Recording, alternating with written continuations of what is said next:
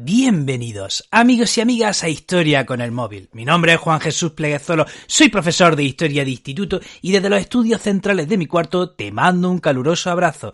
Este episodio más que nunca va dedicado a toda esa gente que no se rinde, toda esa gente que sigue luchando, toda esa gente que tiene un sueño, que tiene un objetivo y avanza hacia él a pesar de todas las circunstancias, de todos los problemas que puedan surgir en el camino. Este episodio va especialmente para todos ellos. Antes de empezar con el programa, recordarte que si quieres sacar el máximo provecho de tu tiempo de estudio, te recomiendo mi libro Los 10 hábitos del estudiante exitoso, cuyo enlace te dejo en las notas del programa. Bueno, vamos a hablar del siglo XVII en Europa y del barroco. Vaya siglo, madre mía, vaya época. No me hubiera gustado nada vivir en estos tiempos.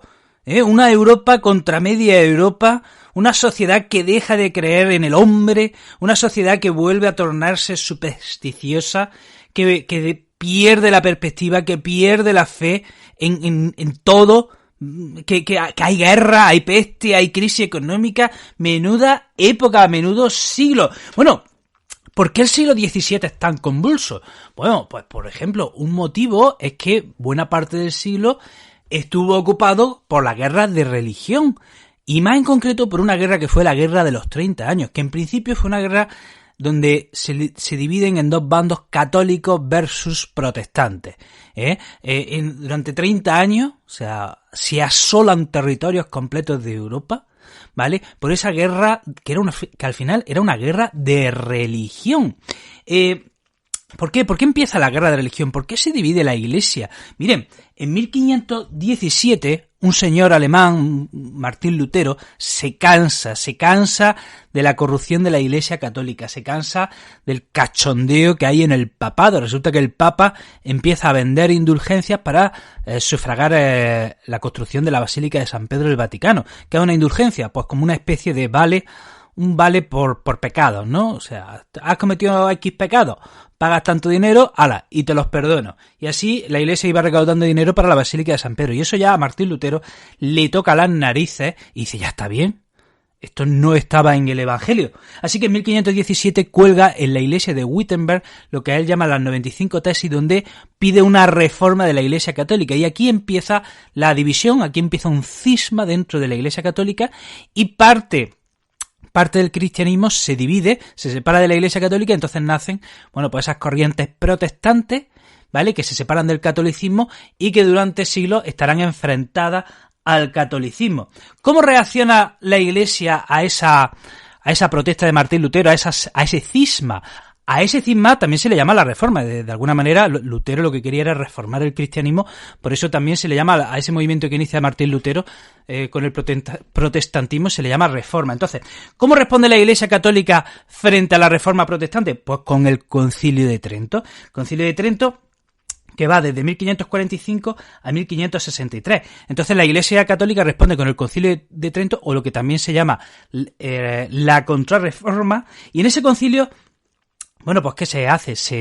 Si los protestantes decían que no había que rendir culto a las imágenes, pues nosotros los católicos vamos a rendir más culto todavía a las imágenes. Se le da más importancia que nunca a la propaganda, se le da muchísima importancia a la educación de los sacerdotes, la educación de los obispos, la educación también de los fieles. También se refuerza el poder papal y, bueno, pues se le da muchísima importancia, por ejemplo, a órdenes religiosas como la Compañía de Jesús. La Compañía de Jesús, los jesuitas, esa Compañía de Jesús que fue fundada por un español, por San Ignacio de Loyola, bueno, pues se convierte de alguna manera en la primera línea de batalla de la Iglesia Católica, y la Compañía de Jesús recupera para el catolicismo, bueno, pues zonas enteras de Centro Europa, como por ejemplo Austria, Baviera, Polonia, Flandes, esas zonas que ya estaban en manos de los protestantes, gracias al trabajo de la Compañía de Jesús, vuelven al catolicismo. El caso es que, bueno, católicos y protestantes luchan, se enfrentan, llegan a las manos en la Guerra de los 30 años, que va de 1618 a 1648. Y esta Guerra de los 30 años arrasa Europa. O sea, el Sacro Imperio Romano Germánico, por ejemplo, pierde un 30% de su población. Y dentro de ese Sacro Imperio, Brandenburgo pierde el 50% de su población. La actual República Checa pierde un tercio de su población. sea, fue una guerra que arrasa, ¿no? Y esa guerra termina en 1648, aunque España y Francia la continúan por su cuenta. Entonces, ¿cómo queda la cosa? Pues que el catolicismo se queda con el sur y centro de Europa y los protestantes se quedan con el norte de Europa. Y más o menos esa división sigue hasta la actualidad. Entonces, en política, ¿qué sucede? Pues que España deja de ser la primera potencia. A mediados del siglo XVII, España pierde su soberanía en Europa, pierde esa supremacía que tenía. ¿Y quién pasa a ser ahora la primera potencia? Francia. Y hay que decir que el siglo XVII también es el siglo donde se perfilan dos tendencias políticas. Una es el absolutismo y otra es el parlamentarismo. ¿Qué es el absolutismo? Esa forma de gobierno donde el rey tiene todo el poder. Y se considera que el rey tiene que tener todo el poder porque Dios así lo ha dispuesto. Así que el rey hace la ley, ejecuta la ley, administra la ley, el rey ordena y manda. Y insisto, ¿por qué? Porque de alguna manera consideran que esa tarea se la ha encargado el mismísimo Dios. Y luego está el parlamentarismo, otra forma de gobierno en la que consiste que el rey tiene que gobernar de acuerdo con el Parlamento. El rey siempre tendrá que pedir permiso al Parlamento. ¿Cuál es el paradigma del absolutismo? Francia. Allí tenemos un rey que se llama Luis XIV, que, atención, tiene el reinado más largo de la historia, que va desde 1643 a 1715. Le llamaban el Rey Sol.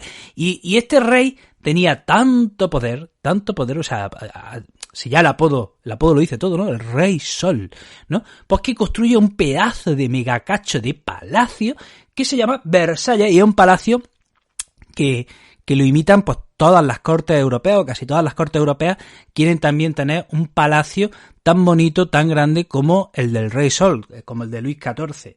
Hay pensadores como Bossuet que defienden el absolutismo. Y luego tenemos lo que es el parlamentarismo, que hemos dicho que es esa forma de gobierno en la que el rey tiene que pedir permiso al Parlamento. ¿Cuáles son los países paradigma de esta forma de gobierno? Por un lado están las Provincias Unidas, que hoy llamamos Países Bajos, y luego también está Inglaterra. Inglaterra llega al parlamentarismo, llega a esa forma de gobierno a través de dos revoluciones. En Inglaterra hubo una revolución en 1640 y otra en 1688.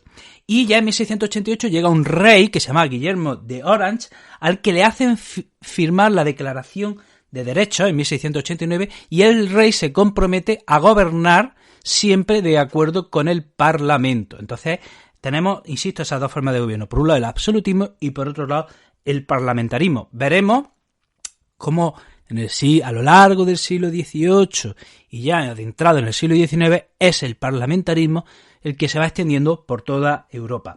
Y bueno, con una guerra que dura décadas, ¿cómo puede quedar la economía? ¿Cómo puede quedar la economía? Pues fatal, la economía acaba devastada, la economía acaba mal, encima pues a esto se le une años de malas cosechas, se le une también una serie de plagas que van desde 1650 a 1670, donde renace, hay un rebrote de la peste que también arrasa poblaciones enteras. El comercio en el Mediterráneo se estanca, o sea, un cuarto de la población europea cae en la pobreza. Fíjense la población. En un siglo, la población pasa de 106 millones de habitantes a 130 millones de habitantes. Hablo en Europa.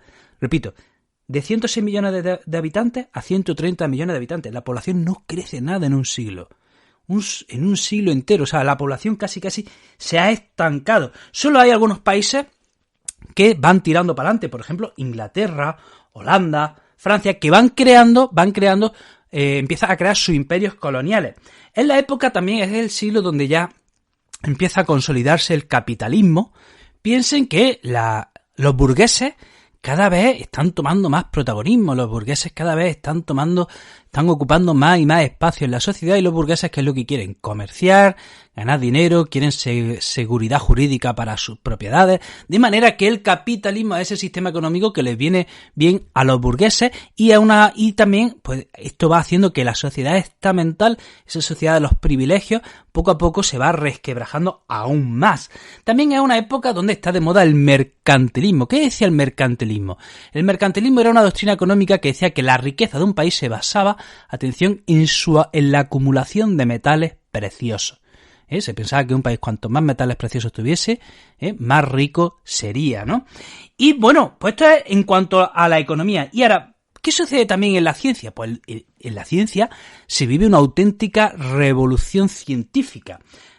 Por ejemplo, en el siglo anterior, en el siglo XVI, Copérnico había enunciado la teoría heliocéntrica, en la que decía que el Sol era el centro del universo. Hasta entonces se tenía en cuenta la teoría aristotélica que decía que la Tierra era el centro del universo.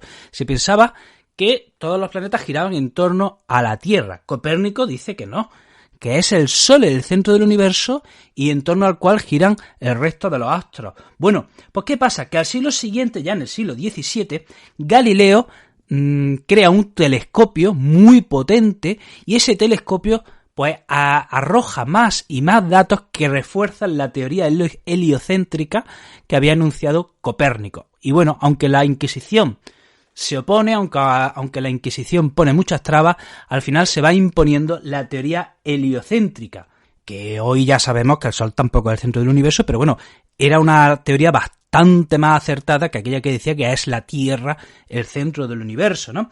Luego tenemos, por ejemplo, un científico que es William Harvey, que describe con mucha precisión y corrección lo que es la circulación de la sangre. Ya sabemos que Miguel Servet, un español, ya se había adelantado, pero digamos que William Harvey lo que hace es hace una descripción más correcta y más precisa. Tenemos a Isaac Newton, que enuncia la teoría de la gravedad. Tenemos a Torricelli, que inventa el barómetro para medir la presión atmosférica. Y hay un señor, y esto es muy interesante, que es Francis Bacon, que crea lo que es el método experimental. Asienta las bases de la ciencia moderna.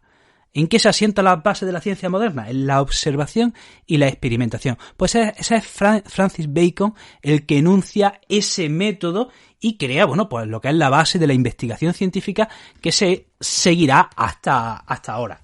Y yo decía que a mí no me hubiera gustado vivir en esta época, sobre todo por la manera de pensar que tenían. Miren, venimos del siglo XVI, del siglo XV, venimos del Renacimiento.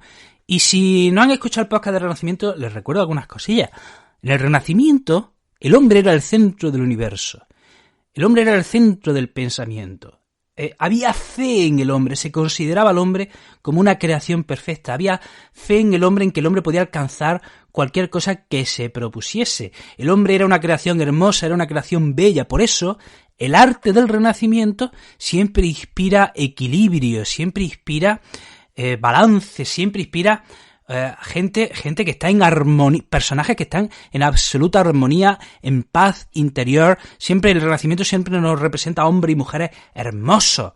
¿Pero por qué? Porque por un plan de erotismo, no, porque el artista del Renacimiento, o sea, admira al hombre, admira a la mujer, cree que es una obra perfecta y así la quiere representar con una belleza no solo interior, sino también una belleza exterior. O sea, el Renacimiento es una época muy, muy optimista. Decía Garcilaso de la Vega aquello de coged de vuestra alegre primavera el dulce fruto, es decir, aprovecha tu juventud, coged de vuestra alegre primavera el dulce fruto, tu juventud, aprovechala que tienes energía, que eres hermoso, aprovecha esa juventud y vive la vida. Eso era el Renacimiento, un canto a la vida. Sin embargo, ahora, en el siglo XVII, entramos en una época en la que con tanta crisis, con tanta guerra, con tanta devastación, se pierde la fe en el hombre. El hombre deja de ser el centro del pensamiento, el hombre deja de ser el centro de la filosofía, se vuelve a ese pensamiento medieval teocéntrico. Dios vuelve a ser el centro del universo. Se pierde la fe en la vida, se pierde la fe en la verdad, no se cree que se pueda alcanzar la verdad. Hay una hermosísima obra de teatro llamada La vida es sueño, de Calderón de la Barca, que habla sobre este tema. Cuenta cómo un rey, cuando tiene un hijo, recibe una profecía que le dice que ese hijo un día lo va a destronar. Y este rey, ¿qué es lo que hace cuando nace su hijo? Lo encierra en una torre. Y lo tiene toda su vida, toda su juventud, en una torre. Y un día el rey dice, a lo mejor he sido un pelín severo. Así que el rey ordena a sus sirvientes que una noche en la que Segismundo dormía, lo cogiesen y se lo llevasen a palacio. Entonces los sirvientes, aprovechando que Segismundo estaba durmiendo, se lo llevan a palacio, y cuando Segismundo despierta se encuentra en un palacio. O sea, ha pasado de estar en una torre encerrado toda su infancia y juventud a de repente verse en un palacio. Y todos los sirvientes le tratan como un príncipe. Y todos los sirvientes le tratan súper bien a Segismundo. O sea, ha pasado de estar toda su vida encerrado como prisionero a despertarse y encontrarse como príncipe. ¿Y qué es lo que cree que le está pasando? Que está soñando. Segismundo se despierta y dice, ¿pero cómo? Si llevo toda mi vida en una torre encerrado y ahora estoy en un palacio, esto es un sueño.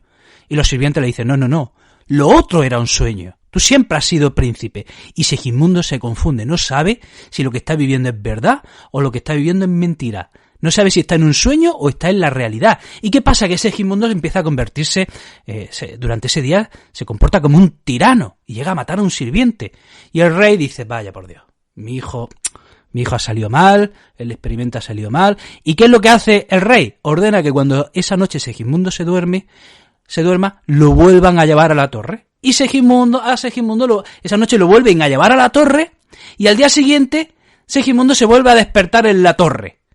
Y dice, ¿cómo? ¿Otra vez? Pero si ayer estaba en un palacio y me decían que toda mi vida había sido un príncipe. Si ayer me creía que era un sueño y me decían que no, que eso era una realidad, pero que lo que había vivido hasta entonces era un sueño. Y ahora otra vez estoy en una torre. ¿Y qué es lo que cree que ha pasado? Pues que ese día en palacio había sido un sueño. O sea, Segismundo pasa toda la obra de teatro sin saber si está en un sueño o sin saber si está en la realidad. Y llega a una conclusión al final, dice, no importa si es verdad o es sueño, obrar bien es lo que importa. Si fuera verdad, por serlo, si no, por ganar amigos, para cuando despertemos. O sea, esa confusión en la que vive Segismundo es lo que prima en el pensamiento del siglo XVII. No podemos acercarnos a la verdad, la vida es un teatro. En esta época, en lo que se refiere al arte, decimos que esto es la época del barroco. El barroco abarca desde finales del siglo XVI, desde 1590 hasta mediados del siglo XVIII, 1750. Y entonces abarca todo el siglo XVII. Y cuando decimos barroco, queremos decir un arte, hablamos del barroco como un arte recargado. Un arte, si el Renacimiento era el arte del equilibrio y la contención y la armonía, el barroco es el arte, pues un arte recargado, un arte de excesos, un arte que tiende casi al desequilibrio. Los personajes que vemos todos en el barroco, ya sea en la escultura o en la pintura, son personajes teatrales, son personajes que tienden al dramatismo. La arquitectura es una arquitectura muy viva. Las fachadas de las iglesias, que están muy recargadas, casi se desbordan. O sea, es un arte de exceso. Decimos que el barroco, es el siglo del teatro, y como decía Calderón de la Barca, o también lo dice Shakespeare, la vida es un teatro. La vida es un teatro. Y todos los demás somos personajes.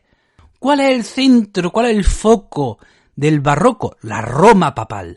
La Roma, ahí es donde empieza el barroco. Y el barroco se convierte en un arte de la propaganda, en la propaganda de la Contrarreforma. Esa Contrarreforma que nace en el Concilio de Trento, esa Contrarreforma que busca luchar contra los protestantes, pues usa el barroco como un medio de propaganda, usa el arte como un medio de propaganda, y los papas utilizan el barroco, pues como un medio para demostrar el gran poder de la Iglesia católica. Es curioso cómo en España, en una época también de una crisis muy severa, vivimos la mejor época cultural de nuestra historia. En España vivimos el siglo de oro. Tenemos a Lope de Vega, a Calderón de la Barca, a Cervantes, a Velázquez. Tenemos, grandes genios de primerísimo nivel. El arte está al servicio de la monarquía y de la Iglesia. Como hemos dicho, los monarcas también utilizan el arte como un medio de propaganda de su gran poder. Ya hemos nombrado, por ejemplo, el Palacio de Versalles del rey Luis XIV. El Palacio de Versalles era una manera de demostrar todo el poder que tenía el rey Sol. Y algunos ejemplos del arte barroco, pues por ejemplo, en la arquitectura tenemos que hablar, bueno, ya hemos hablado del Palacio de Versalles, pero también podemos hablar de San Pedro el Vaticano. Durante el Barroco, durante el siglo XVII, se termina la fachada de San Pedro el Vaticano, que la realiza Maderno, y la plaza de San Pedro el Vaticano, que la realiza Bernini. En la escultura tenemos que hablar también de Bernini y de sus obras, por ejemplo, Apolo y Dafne o El éxtasis de Santa Teresa. Y en esos conjuntos escultóricos de Bernini se representa lo que he dicho antes, el sentido teatral del arte, el sentido dramático del arte. Cada conjunto escultórico viene a narrar una escena, una historia. Además, son conjuntos escultóricos cogidos en un instante, en un cenit, en un momento de tensión. Es lo que se representa en esos conjuntos escultóricos y, ya digo, apela a ese sentido teatral. Y en pintura, por ejemplo, tenemos también a grandes como pueden ser Rubens, Rembrandt. En España tenemos a Velázquez, etc. Y bueno, hasta aquí el programa de hoy. Espero que les haya resultado interesante. Te recuerdo que tengo muchos proyectos relacionados con la educación. Si quieres estar al tanto de todos ellos, puedes seguirme en mis redes sociales. Instagram, El Profesor Inquieto. Facebook, Juan Jesús Pleguezolo. YouTube, El Profesor Inquieto. Twitter, El Profe Inquieto. Y TikTok, que también estoy en TikTok, El Profesor Inquieto. Y nada más, que te mando un abrazo enorme, que te deseo lo mejor y nos vemos en el próximo episodio.